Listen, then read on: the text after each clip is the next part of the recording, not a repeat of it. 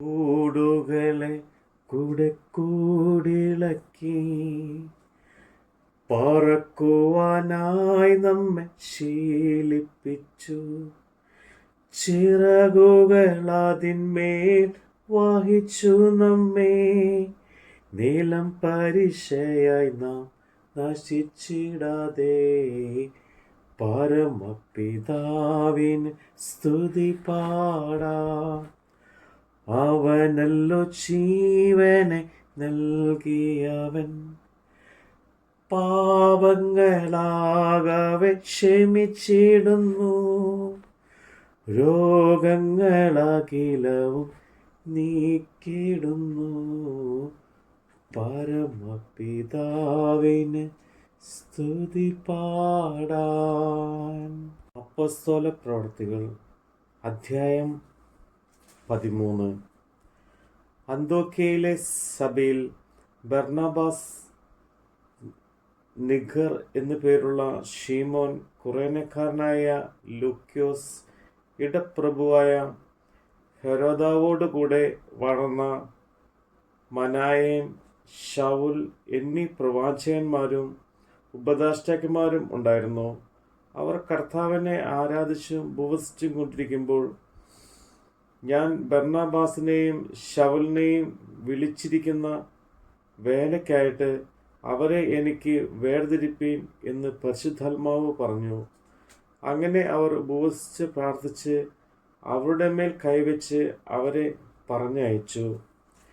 പരിശുദ്ധാത്മാവ് അവരെ പറഞ്ഞയച്ചിട്ട് അവർ സെലൂക്കേസിലേക്ക് ചെന്ന് അവിടെ നിന്ന് കപ്പൽ കയറി കുപ്രോസ് ദ്വീപിലേക്ക് പോയി. സലമീസിൽ ചെന്ന് യഹൂദന്മാരുടെ പള്ളിയിൽ ദൈവവചനം അറിയിച്ചു. യോഹന്നാൻ അവർക്ക് ഭൃത്യനായിട്ട് ഉണ്ടായിരുന്നു. അവർ ദ്വീപിൽ കൂടി പത്തോസ് വരെ ചെന്നപ്പോൾ ബർ-യേശു എന്നു പേരുള്ള യഹൂദനായ കള്ളപ്രവാചകനായൊരു വിദ്വാനെ കണ്ടു. അവൻ ബുദ്ധിമാനായ സെർഗ്യോസ് പൗലോസ് എന്ന ദേശാധിപതിയോടുകൂടെ ആയിരുന്നു. അവൻ ബർന്നബാസിനെയും ശൗലിനെയും വരുത്തി ദൈവവചനം കേൾപ്പാൻ ആഗ്രഹിച്ചു. എന്നാൽ എലീമാസ് എന്ന വിദ്വാൻ, ഇതാകുന്നു അവൻ്റെ പേരിൻ്റെ അർത്ഥം, അവരോട് എതിർത്ത് നിന്ന് ദേശാധിപതിയുടെ വിശ്വാസം തടുത്തു കളയുവാൻ ശ്രമിച്ചു. അപ്പോൾ പൗലോസ് എന്നു പേരുള്ള ശൗൽ പരിശുദ്ധാത്മാപൂർണനായി അവനെ ഉറ്റു നോക്കി. ഹേ, സകല കപടവും സകല ധൂർത്തും നിറഞ്ഞവനെ, പിശാചിന്റെ മകനെ, സർവനീതിയുടെയും ശത്രുവെ, കർത്താവിൻ്റെ നേർ വഴികളെ മറിച്ചു കളയുന്ന നീ മതിയാക്കുന്നില്ലയോ? ഇപ്പോൾ കർത്താവിൻ്റെ കൈ നിന്റെ മേൽ വീഴും. നീ ഒരു സമയത്തേക്ക് സൂര്യനെ കാണാതെ കുരുടനായിരിക്കുമെന്ന് പറഞ്ഞു. ഉടനെ ഒരു തിമിരവും ഇരുട്ടും അവൻ്റെ മേൽ വീണു. കൈ പിടിച്ച് നടത്തുന്നവരെ തിരിഞ്ഞുകൊണ്ട് അവൻ തപ്പി നടന്നു. ഈ ഉണ്ടായത് ദേശാധിപതി കണ്ടിട്ട് കർത്താവിൻ്റെ ഉപദേശത്തിൽ വിസ്മയിച്ച് വിശ്വസിച്ചു. പൗലോസും കൂടെയുള്ളവരും പാഫോസിൽ നിന്ന് കപ്പൽ കയറി പംഫുല്യ ദേശത്തിലെ പെർഗയിലേക്ക് ചെന്നു. അവിടെ വെച്ച് യോഹന്നാൻ അവരെ വിട്ടുപിരിഞ്ഞു യെരുശലേമിലേക്ക് മടങ്ങിപ്പോയി. അവരു പെർഗയിൽ നിന്ന് പുറപ്പെട്ട് പിസിദ്യ ദേശത്തിലെയും അന്ത്യോക്യയിലെത്തി ശബത്ത് നാളിൽ പള്ളിയിൽ ചെന്ന് ഇരുന്നു. ന്യായപ്രമാണവും പ്രവാചകങ്ങളും വായിച്ചു ചേർന്നപ്പോൾ പള്ളി പ്രമാണികൾ അവരുടെ അടുക്കൽ ആളയച്ചു. സഹോദരന്മാരെ, നിങ്ങൾക്ക് ജനത്തോട് പ്രബോധനം വല്ലതും ഉണ്ടെങ്കിൽ പറവീൻ എന്ന് പറഞ്ഞു. പൗലോസ് എഴുന്നേറ്റ് ആംഗ്യം കാട്ടി പറഞ്ഞത്, ഇസ്രായേൽ പുരുഷന്മാരെ, ദൈവഭക്തരുമായുള്ളവരെ കേൾപ്പിൻ. ഇസ്രായേൽ ജനത്തിൻ്റെ ദൈവം നമ്മുടെ പിതാക്കന്മാരെ തിരഞ്ഞെടുത്തു. മിസ്രൈമ്യൻ ദേശത്തിലെ പ്രവാസകാലത്ത് ജനത്തെ വർദ്ധിപ്പിച്ചു. ഭുജവീര്യം കൊണ്ട് അവിടെ നിന്ന് പുറപ്പെടുവിച്ചു. മരുഭൂമിയിൽ 40 സംവത്സരത്തോളവും അവരുടെ സ്വഭാവം വഹിച്ചു. സഹിച്ച് കനാദേശത്തിലെ 7 ജാതികളെ ഒടുക്കി. അവരുടെ ദേശം അവർക്ക് അവകാശമായി വിഭാഗിച്ചു കൊടുത്തു. അങ്ങനെ ഏകദേശം 450 സംവത്സരം കഴിഞ്ഞു. അതിൻ്റെ ശേഷം അവർക്ക് ശമൂവേൽ പ്രവാചകന്മാരെ ന്യായാധിപന്മാരായി കൊടുത്തു. അനന്തരം അവർ ഒരു രാജാവിനെ ചോദിച്ചു. ദൈവം അവർക്ക് ബെന്യാമിൻ ഗോത്രക്കാരനായ കീശിൻ്റെ മകൻ ശൗലിനെ 40 ആണ്ടത്തേക്ക് കൊടുത്തു.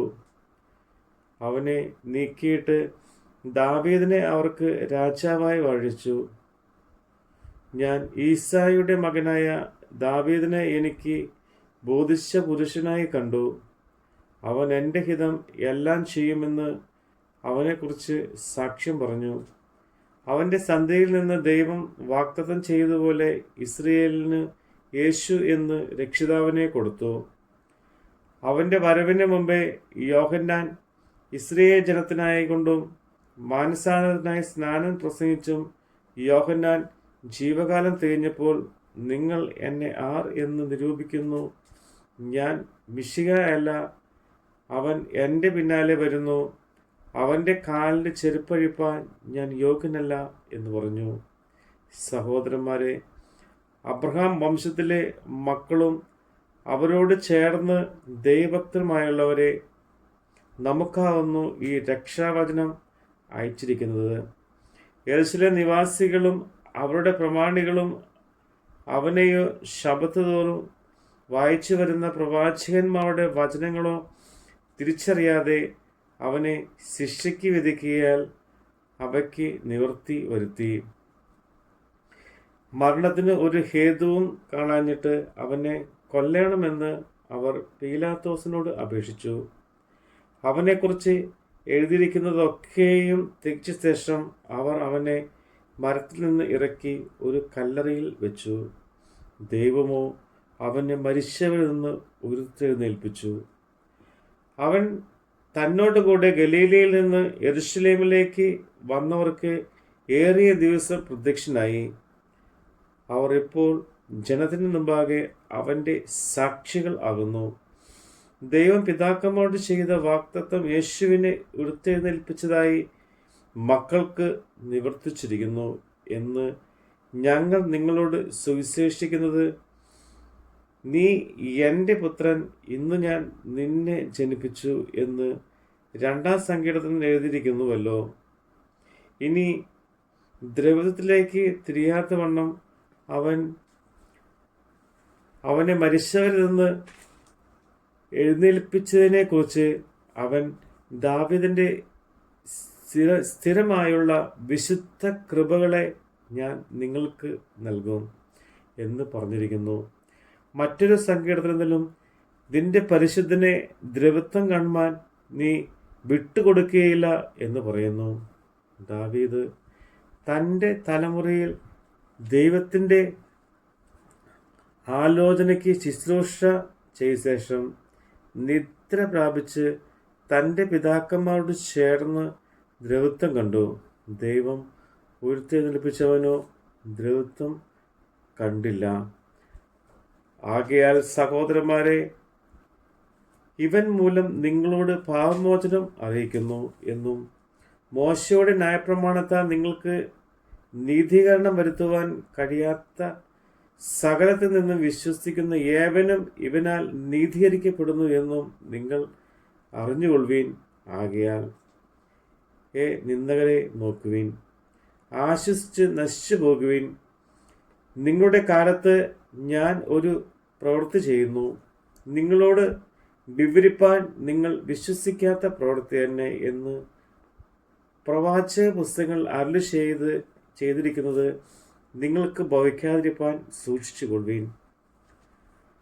അവർ പള്ളി വിട്ടു പോകുമ്പോൾ പിറ്റേന്ന് ശബ്ബത്ത് ഈ വചനം തങ്ങളോട് പറയണമെന്ന് അവർ അപേക്ഷിച്ചു. പള്ളി പിരിഞ്ഞ ശേഷം യഹൂദന്മാരിലും ഭക്തിയുള്ള യഹൂദ അനുസാരികളിലും അവർ പൗലോസിനെയും ബർന്നബാസിനെയും അനുഗമിച്ചു. അവർ അവരോട് സംസാരിച്ചു. ദൈവകൃപയിൽ നിലനിൽക്കേണ്ടതിന് അവരെ ഉത്സാഹിപ്പിച്ചു. പിറ്റേ ശബ്ബത്തിൽ ഏകദേശം പട്ടണം മുഴുവനും ദൈവവചനം കേൾപ്പാൻ വന്നുകൂടി. യഹൂദന്മാരോ പുരുഷാരത്തെ കണ്ട് അസൂയ നിറഞ്ഞവരായി ദുഷിച്ചുകൊണ്ട് പൗലോസിന് സംസാരിക്കുന്നതിന് എതിര് പറഞ്ഞു.